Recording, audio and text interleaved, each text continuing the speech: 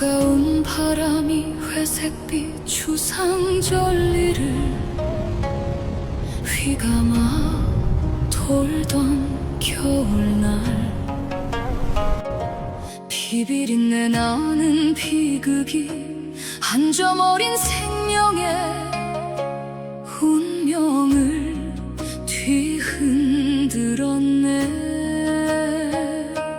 영모라는 참혹한 누명 아래 멸문지화를 당한 명문가의 규수, 붉은 매와 꽃 흐드러진 담장 아래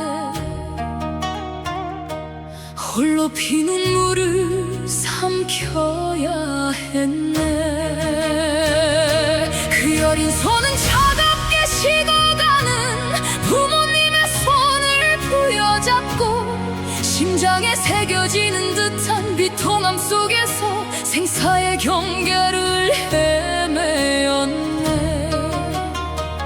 그때 어디선가 나타난 고매한 인상의 비구니 스님이 피투성이가 된 아이를 거두었으니 그 아이가 바로 매화였네.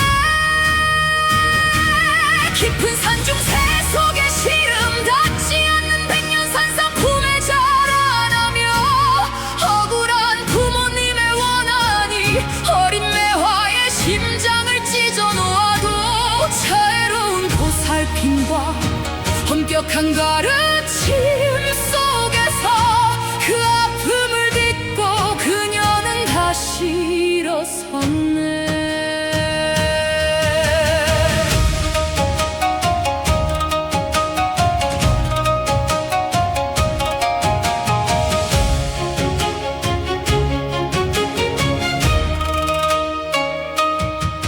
백맨산 사는 여는 산사와 달랐다.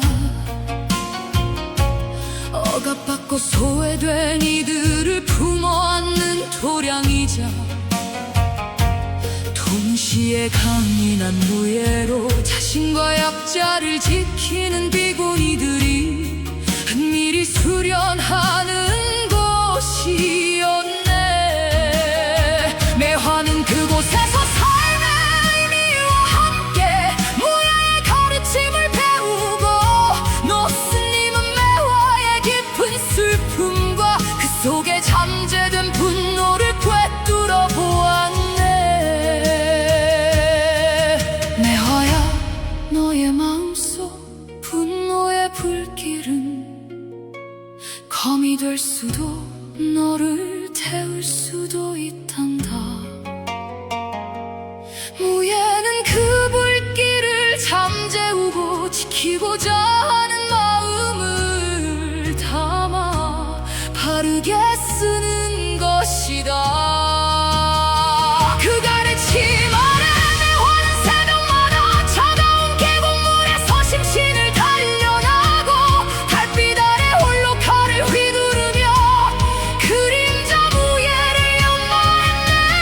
처음엔 부모님의 원한을 갚으려 칼끝을 날카롭게 세웠지만 점차 세상의 부조리 속 고통받는 이들을 지킬 의지로 바뀌었네.